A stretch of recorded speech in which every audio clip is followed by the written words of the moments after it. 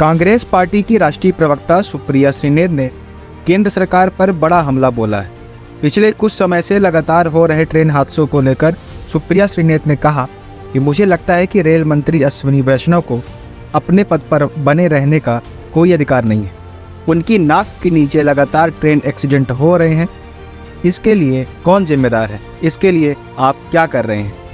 इन दिनों social media में कई रेल से जुड़े कई वीडियो वायरल हो रहे हैं। हम आपको एक वीडियो दिखा रहे हैं जिसमें आप देख सकते हैं कि किस तरह से ट्रेन में यात्री सफ़र कर रहे हैं। ट्रेनों में इतनी भीड़ है कि बाथरूम में 10-10 लोग घुसकर सफ़र करते दिखाई दे रहे हैं। इन्हीं सब मुद्दों पर कांग्रेस राष्ट्रीय प्रवक्ता ने कहा कि रेल को सुरक्षित कैसे किया जाए। रेल को सुरक्षित करने के लिए सुरक्षा कवच देने की बजाय आप झुंझुना दे रहे हैं। देश के रेल मंत्री रील मंत्री हैं, वही रील बनाने में इतने व्यस्त हैं कि उनके पास रेल के लिए समय ही नहीं है।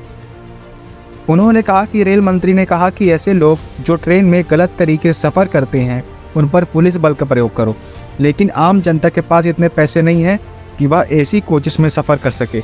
आपने ट्रेनें रद्द करवाई, लगातार द्वितीय श्रेणी और स्लीपर कोचेस को एक में तब्दील एसी में तब्दील कर दिया। ऐसी कई बातें कांग्रेस प्रवक्ता ने कही। चलिए आपको भी सुनाते हैं प्रेस कॉन्फ्रेंस। अश्विनी वैष्णव जैसे व्यक्ति को रेल मंत्री के पद पर बने रहने की कोई भी नैतिक जिम्मेदारी नहीं है, कोई नैतिकता नहीं है। असलियत यह है कि अश्विनी वैष्णव जैसे लोगों की नाक के नीचे रेल असुरक्षित होती जा रही है। एक साल इस मंत्री ने रील बनाने के बजाय, कवच का जुमला पहनाने के बजाय क्या काम किया, यह मैं जानना चाहती हूं। 2 ट्रेनों लेकर दिखा रहे थे, ट्रेन को सुरक्षित करने के लिए क्या काम किया? कैसे लोगों को यह विश्वास होगा कि रेल सुरक्षित है? और ऐसे व्यक्ति का अपने पद पर बने रहना हम सबके लिए आपत्तिजनक बात है, गलत बात है, ऐसा नहीं होना चाहिए। असलियत यह है कि जिस मंत्री को अपने पद से तुरंत बर्खास्त कर देना चाहिए, उस मंत्री को पदोन्नति दी जा रही है और तेजी से बर्बाद करी है रेलवे। असलियत यह है कि उनको अब एक आईएनबी का भी चार्ज दिया गया है। अभी आपने कम बर्बादी करी है रेलवे की, अभी और एक बात जरूर बोलना चाहती हूं और इसका मैंने जिक्र किया था 3-4 दिन पहले। मंत्री जी ने कहा पुलिस बल का प्रयोग करो। ये जो अनारक्षित लोग घुस जाते हैं, ये अपनी मर्जी से घुस रहे हैं, इनके पास कोई काम नहीं है। ये जो हमारे बच्चे अपनी परीक्षा देने जाते हैं, एक के ऊपर एक चढ़कर गाजर मूली की तरह इस गर्मी में, तपती हुई गर्मी में लोग टॉयलेट में बैठने को मजबूर हैं। कौन है ये लोग? क्योंकि आपने स्लीपर और द्वितीय श्रेणी के कोचेस को लगातार एसी में कन्वर्ट करा। लोगों के पास इतना पैसा नहीं है कि वो एसी कोच में चल सके। आपने ट्रेनें रद्द कर दी, ट्रेनों की संख्या खत्म करी, पैसेंजर ट्रेन की कम करी। उसके चलते आज आरक्षित डब्बों में अनारक्षित लोग जो जनरल टिकट लेकर आवागमन करते थे वो बैठने को मजबूर है। तो उन पर बल का प्रयोग मत करिए, अपनी गलती को स्वीकारिए। मैं जानती हूं कि लोगों को असुविधा होती है, लेकिन उस असुविधा का कारण आप हैं। और क्योंकि रेलवे सुरक्षा की बात हो रही है, तो थोड़ी बात हो जाए कि सरकार कर क्या रही है। ऐसा नहीं है सरकार के पास फंड नहीं है रेलवे सुरक्षा के लिए।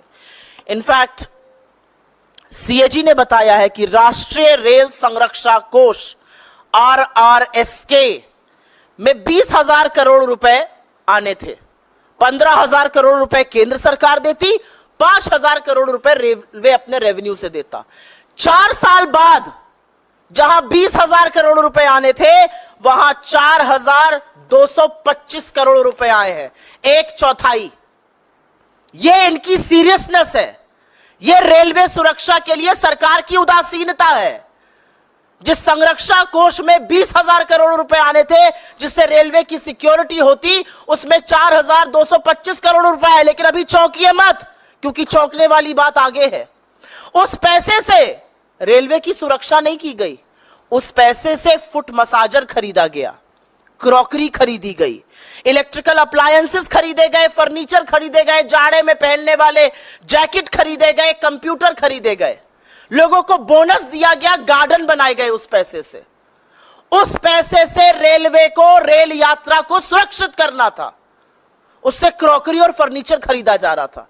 यह हम नहीं कह रहे हैं, यह सीएजी की रिपोर्ट धज्जियां खोल रही है, धज्जियां उड़ा रही है भारतीय रेल और नरेंद्र मोदी की सरकार की। ऐसे मंत्रियों की जिन्होंने शायद रेलवे में कभी सफर ही नहीं किया, अगर सफर करते तो समझते लोगों को क्या झेलना पड़ रहा है।